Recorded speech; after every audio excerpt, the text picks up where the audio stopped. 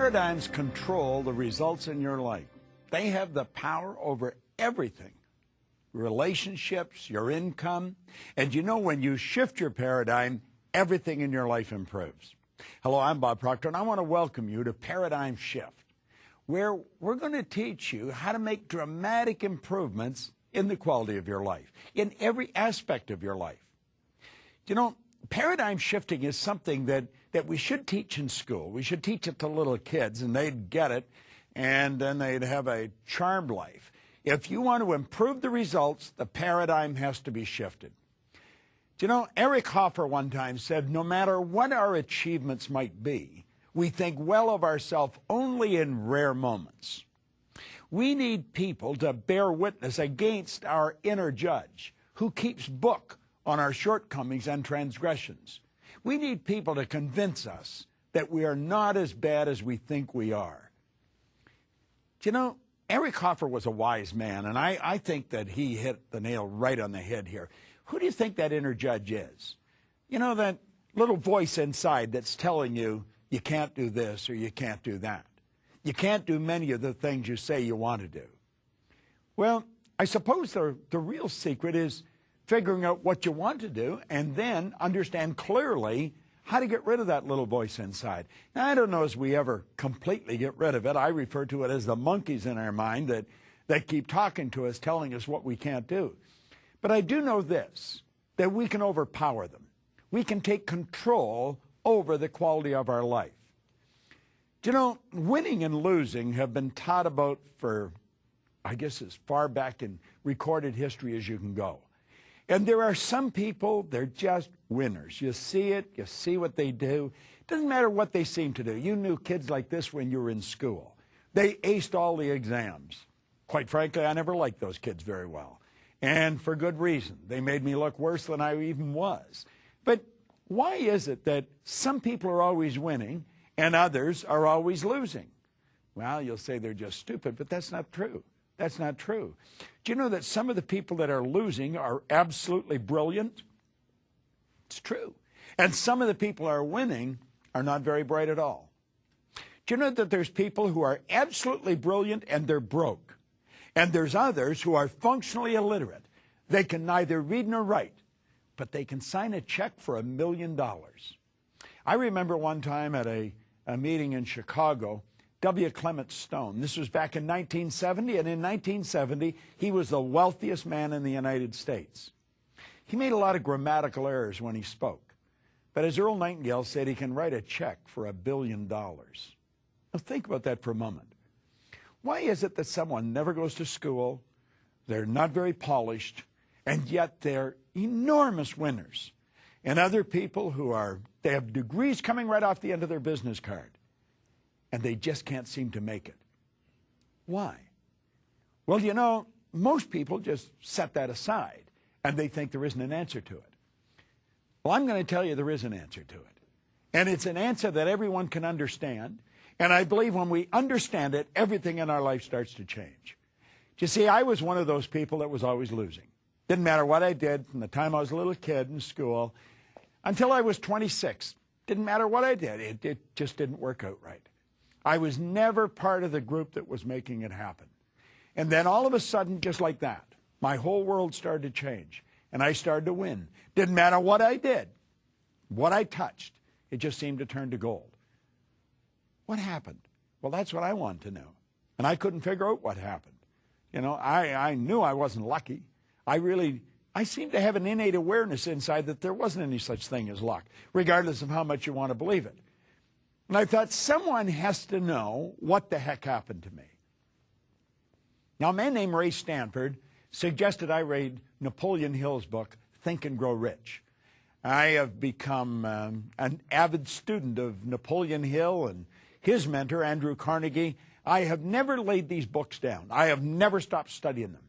But at any rate, I picked them up and everything started to change. Changed like night and day. Then I got into Earl Nightingale's condensed narration of Napoleon Hill's book. And I started to listen to that record. Now, I was doing something that was very, very strange. No one else was doing it. I was driving around with a portable record player that operated on flashlight batteries, listening to a long playing record. Now, you might not even know what a record is. They're so long gone. But I was driving around playing them. And I was playing the same record over and over and over again. And I kept reading this same book over and over and over again. In fact, it was the first book I ever read. Now, I have a wonderful library of books in my home today. 3,000 or 4,000 books. But this was the first book I read, and I couldn't seem to lay it down. I have never stopped reading that book. And I kept listening to this record. Now, what I was doing, I was writing a new program for my life. It was so totally strange what I was doing. People really couldn't understand it. I didn't understand it myself. They were wondering what was happening to me. But you know, I was moving from the category of losing to the category of winning. I wasn't getting sick anymore. I had an abundance of energy. I could make money. I think earning money is probably one of the simplest things in the world to do when you learn how to earn it. But until you learn how to earn it, it's not one of the simplest things in the world to do. Well, why is it that some win and some lose? And it's got nothing to do with intelligence. It doesn't necessarily have anything to do with your background. You know, you could have a brilliant background and still lose. You could have a terrible background and still win. As a matter of fact, I started to teach this around 38 years ago, and I was testing this in different areas. I even used to go into prisons and teach this. I had people that were paroled to me, where I had them tear up the parole so that they'd get a passport and I could take them off to another country where we were opening a business. And I found that it didn't matter who you were or what had gone on in the past, you could win. You could be young, you could be old. You could be male or female. You may be an intellectual giant or maybe not very bright at all. None of those things have anything to do with winning. Now, most people will tell you they do. I think they can contribute, but they certainly don't control it. Paradigms are going to make you or break you. And it's a strange thing. The average individual couldn't even tell you what a paradigm is. Now, understand this. It's your choice whether they make you or break you. It's your choice. But here's another point. There is absolutely no allowance for ignorance. You say, but I don't understand. That's too bad. You still lose. I want you to think of something that not too positive, but a little baby. You hear them falling out of windows and off balconies. The babies don't stay suspended in space until somebody comes along that understands the law of gravity. That law that states anything heavier than air is attracted towards the center of the world. That baby goes down and gets hurt or killed. You'd say, but the baby doesn't understand. It's too bad. There is no allowance for ignorance. Well, there's laws of this universe. The whole universe operates by laws. Dr. Werner von Braun said that the natural laws of this universe are so precise that we don't even have any difficulty today building spaceships. We can send people to the moon, and we can time the landing with the precision of a fraction of a second. He also said these laws must have been set by someone. He said after studying the spectacular mysteries of the universe, he was led into a firm belief in the existence of God. Now, here's a scientist, one of the most brilliant in the world, the father of the space program. Well, you see, God operates by laws. Everything operates in precise order. And you know something? You've got a control mechanism in you, but you were given the ability to control it. That's right. Now, somebody else may have programmed you, but you've got the ability to change it. So it's your choice whether your paradigm makes you or breaks you. You see, I was losing till I was 26. And then all of a sudden I started to do things right and I started winning. Now, what I was doing, I didn't know. People asked me what I was doing, and I really couldn't tell them. Here's another strange thing I've learned. Most people that are highly successful cannot articulate why they are. I was doing a seminar in New York a number of years ago at the Waldorf Astoria. And a man came up to me at the end of the seminar, a great big guy. And he said, I've really enjoyed this. He was in there for 2 or 3 days. He said, I finally understood what I did. And I said, what'd you do? He said, I won the gold medal in the decathlon in the Olympics. The day that he won that medal, he was the greatest athlete in the world, Milt Campbell. Now, he had never understood what he did, but he became the best in the world at what he did. Do you know that you can become the best in the world at what you do?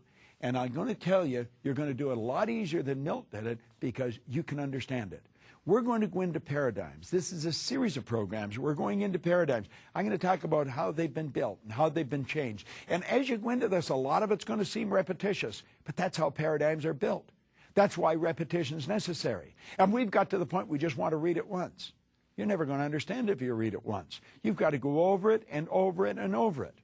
I think it was Hubbard said, when you read a good book through the second time, you don't see something you didn't see before. You see something in yourself that wasn't there before. So let's think about this. You've got a control mechanism inside you.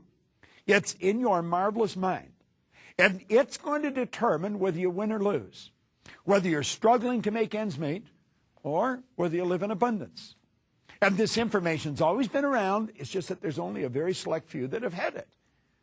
It's almost like a secret. Earl Nightingale called it the strangest secret. He said it was strange because it was a secret, because it's so obvious. Do you know you can go into the most ancient writings there is? You can go into the Upanishads. And in the Upanishads it says, from abundance, he took abundance, and still abundance remained. Now think about that for a moment. Do you know that you're dealing with an infinite source of supply? There's no limit to what you're capable of doing. It is an infinite source of supply. I love the way Troward wrote it. He said, when you're dealing with the infinite, you can never take more than your share. So don't worry about taking too much. You can have all you want. It's what we do with it that makes the difference. You can't hold on to it. You can't keep it. As a matter of fact, if you try and keep it, you'll lose it. It's really a paradox, isn't it? But you know something? If you understand the laws, it's not. If you understand the laws, you'll understand that you're sort of a distributor of this power. You have co-creative abilities. You've got phenomenal powers locked up within you. Now, what are paradigms? You know, we're talking about the paradigm shift. There's a series of shows on it. Well, what are paradigms? Paradigms are nothing but a multitude of habits. You're literally programmed, and it's habits that programs you. You see, you were taught how to tie your shoes. But you weren't taught just once how to tie your shoes. You had to be taught over and over and over. Watch a little boy or a little girl trying to tie their shoes. You'll never see anything more awkward. But you know something? Eventually they get it right. They are very slow and methodical. They're meticulous, but they get it done. And they are so proud. Now, when you and I tie our shoes, we can be talking to somebody and do it, not even paying attention to what we're doing. It's a habit. It's part of the programming. You see, the programming is everything. Now, the programming that we received has been given to us from other people. They're not our ideas. We inherited them. That's why we speak the language we speak. That's why we do the things we do. It's why we treat people the way we treat them. Now, think about this. Everything is programmed into a habit. Your body is like a computer. It's just like a computer terminal. It'll only do what it's programmed to do. If you're trying to do PowerPoint on something that hasn't got a PowerPoint program, you're never going to get it. If you go onto a computer that has power, easily to build the PowerPoints. See, it all has to do with programs. And we have people write programs. We think they're pretty brilliant. They're techies. Well, you know something? You're a techie. You're pretty brilliant. And you can write a program. And you can write the program that's going to give you the life you want. There's nothing complicated about it. Do you know what you have to do? You have to get rid of the old program. That's right. And because you can't put something where something already is. Now, if you're sitting on a chair, understand this. You can't put anything where you and the chair are until you move it. Nature abhors a vacuum. You've got to create a space for the good that you desire. So we've got to create a space for the good that we desire in our life. Now, take a look at what is holding most people back. It's paradigms. They're locked into old paradigms. You could say, what's holding me back? You know, I would imagine you probably work pretty diligently at whatever you're doing. Stop and think of the person that's playing golf. Do you know, most people that play golf never take lessons. They don't. They go out there and they just figure out that they're going to go and do it.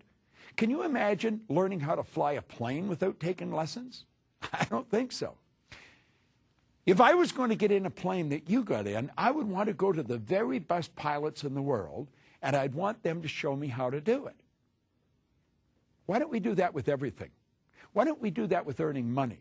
Do you know, I have people come to seminars from all over the world so that we can show them how to earn money. Earning money is easy to do. I believe if you haven't got multiple sources of income, you're missing the mark.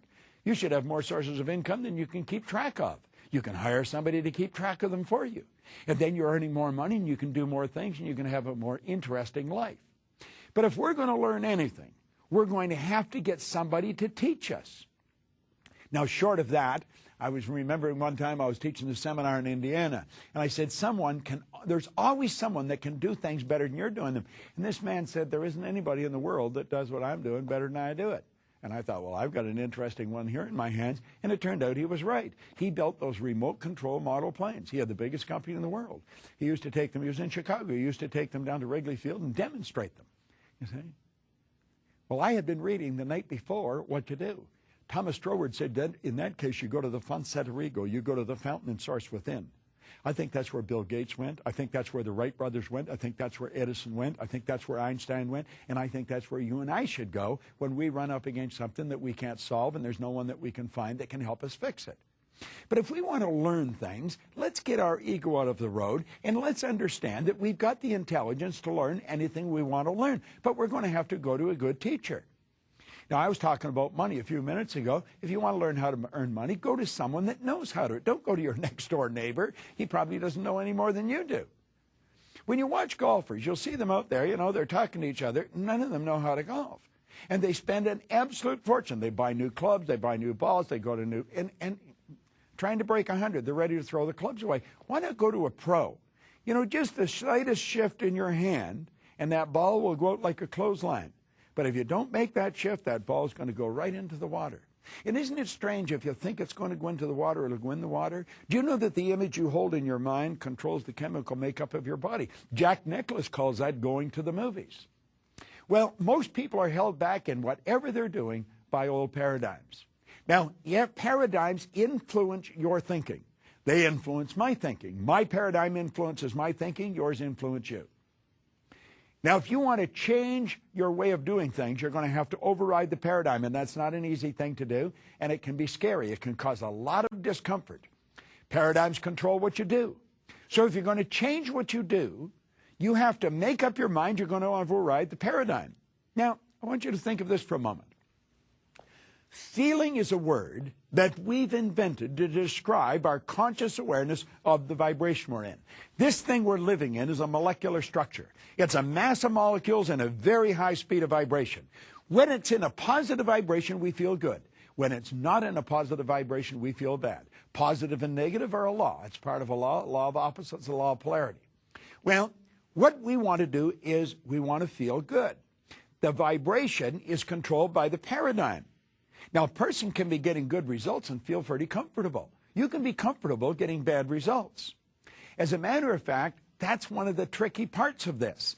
If you're going to overcome the paradigm, you've got to do things that cause discomfort.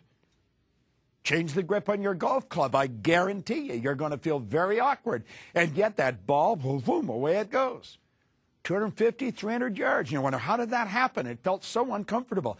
Whenever you go to change an idea in your paradigm, you're going to set up a foreign vibration, and that causes discomfort. Now, can you change the paradigm? Absolutely, you can change the paradigm. You can change anything. God gave you complete control over your life. Now, you don't do it by yourself. You do it in harmony with God, working with God's laws. Well, how do you do it? Well, I always say there's a simple three-step process to it. Just a simple three-step process. Let's talk on one. As you go to do this, you're going to find that you got to make a written statement in the present tense describing exactly how you're living. Now, that's right. And you may not like the way you're living. You've got to describe all aspects of your life. Leave nothing out. Now, think about this. You don't be reluctant to get down and write some of the negative. If there's things you don't like, don't sweep them under the rug. This is where you've got to take a look exactly like it is. It's like Ray Stanford told me. He says, Bob, you've got to look at it the way it is. I was unhappy, sick, and broke. He made me recognize it. If you don't recognize the problem, you're never going to change it. So you've got to sit down and write out the problem or your life in complete detail, in every detail you can. And then, that's the way it is. Then you take another sheet of paper. On the top of that sheet of paper, put A. Then take another sheet of paper, and the top of it, put B. And now, on the B list, I'm going to suggest that you make a statement, a written statement in the present tense. I always recommend you start by writing, I am so happy and grateful now that. And describe how you want to live, exactly how you want to live. This is going to take a little time. You're not going to do this in 15 minutes. As a matter of fact, you may take a couple of days. You may take a couple of weekends. If you're married, you might want to do it with your spouse. If you have kids, you might want to get the whole family involved in this. I told you this is strange behavior. The people up and down the street aren't doing this. But you've got to sit down and decide exactly how you want. Now, most people get locked into how they think they could do it. I don't even want you thinking of how you're going to do it. How you're going to do it is irrelevant until you decide to do it. You decide how you want to live. What kind of health do you want to enjoy? What do you want your body to be like? What kind of money do you want to earn? What kind of trips do you want to take? Who do you want to associate with? Now, I'm going to be very honest with you. I don't spend a lot of time with anyone that isn't very positive. I just don't want to be around them. Carl Menninger from the Menninger Foundation one time pointed out, he said environment is more important than heredity. In other words, the people that we surround ourselves with have a greater impact on our life than what's built into the genes. I have a very good friend of mine, Jane Wilhite. You should look her up on the internet. PSI Seminars, PSI Seminars. It's one of the most successful seminar companies in the world. But Jane said one time, she said, I won't mix with anyone that doesn't think I'm special. And I thought, whoa. That's right. She said, I don't want to spend any time mixing with people who don't think I'm special. And then she went on to explain why. She said, if they don't think I'm special, they don't think they're special. She said, I want to mix with people that see the specialness in us. Do you know that we're God's highest form of creation? There's nothing on the planet that'll even come close to you. Well, why would you want to spend time with people that are talking about how bad things are and why they can't do this and why they can't do that? Well, I've come to the point where I don't want to spend time with people like that. Now, I have friends all over the world. I do. I have friends on almost every continent that you can think of. But you know something? They all know how special they are. And so they recognize the specialness in me. And we treat each other that way. I want you to sit down and write out exactly what you want, how you want to live, the kind of home you want to live in, the vacations you want to take, the clothes you want to wear, the people you want to mix with. This is a want list. And understand you don't have to know how it's going to happen. But describe your lifestyle in as much detail as possible. And you're going to find that as you do this, things start to happen. Now, here's the second point. I said there was 3 points, 1, 2, and 3. The second. This is the stumbling block for most people. I want you to sit down and in the present tense, write out your financial situation. Do you know most people don't know what their financial situation is? My wife was a financial planner for a long time and a very good one. She would help people really lay out their finances. In fact, it was one of the reasons that I really loved her so much in the first place, because she showed me how to do it. But you know, the average individual doesn't know what they're worth. I remember a man coming in. He's a man I know. He came in, and he wanted her to help him with his finances. He had a goal of being worth $3 million. The guy was already worth $5 million and didn't even know it. Most people have no idea what they're worth. They have no idea. They really don't. They don't have a balance sheet. I have a good friend of mine that's just written a book, The Millionaire Maker, Laurel Langmeyer. You should buy the book, The Millionaire Maker. I was coaching her when she was working for Chevron for $75,000 a year. She's worth millions of dollars now. She owns over 100 companies, not countries, companies. And just taken off like a rocket. But you see, she did this. And she has people do this. You've got to sit down and lay out your financial position in as much detail as you possibly can. What all the debts are, what all the assets are. And then sit down and make a written statement of how you want your finances to be. Now, the first sheet, marked A. The second one is marked B. Now, when you're writing out the statement, how you want your finances to be, begin there by writing, I am so happy and grateful now that. And put it in as much detail as possible. How much money do you want to have? What do you want to be worth? You see, I think everybody wants to have time and money freedom. Now, what does that mean? That means that you can do whatever you want, whenever you want. You have time freedom. Keep in mind, we've all got the same amount of time. We get all there is. They have time freedom. They can go wherever they want, whenever they want. Now, if you're going to have time freedom, you're very likely going to have money freedom. You're never going to have to ask, how much does something cost? You don't have to get up in the morning and go to work because you need the money. You're earning money whether you're working or not. Your passive income should take care of your lifestyle. And you can do this. You can set it up like this. Anyone can. It's just that most don't. 1% of the population earns 96% of all the money that's being earned. It's so much out of balance, it's almost ridiculous. I want you to make a written statement. I am so happy and grateful now that, and describe your finances in as much detail as you possibly can. Now we're ready for the third step, and it's a rather interesting step. I want you to write and sign and then read the following commitment every day for the next 90 days. Now, I told you this is a little different, but you're going to program your mind. My signature represents my irrevocable commitment to view this program, to read these positive statements, to make a paradigm shift every day for the next 90 days. Write that in present tense and then sign it. Now, what do you do with it? Here you've got a commitment. You're going to read these positive statements every day. You're going to study this paradigm shift program. You've signed it, and you're going to do this for 90 days. Now I'm going to suggest that you take the A's. Remember that? On number 1, the A sheet was how you're living now. All the negatives, everything written into it. And burn them. Take both of them and burn them. Your present financial position and the way you're living. You've got it all written out. You understand it. You know exactly where you are.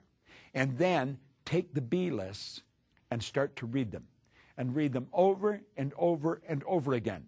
You know, Goethe, the great German philosopher who's really influenced the thinking of the Western world, he said, before you can do something, you first must be it. See, everything that happens outside has got to happen inside first. Now let's review what we've done. We've gained an understanding that we are literally programmed. We're programmed genetically and environmentally. We've taken a look at our life the way it is. We've decided that we are going to be in the winning category of people. We are going to be very selective about the people that we spend our time with. We're not going to spend a lot of time with people that we don't enjoy and that don't enjoy us. So that even we're not thinking, we get the very best thinking coming into our mind. We're going to sit down and write out our lifestyle the way it is now. All the negative aspects mixed in. Health, wealth, relationships, everything. And then we're going to take another sheet, the B sheet, and we're going to put on there exactly how we want to live. And we're going to write it out, I am so happy and grateful now that. We're going to do that with our finances. We're going to write out where we are at financially, and we're going to write out where we want to be. Now, burn the A list. Burn it. It's symbolic. Literally burn it and let it go away. And then start reading the positive statement about how you're going to live and your finances. Read it over and over and over again.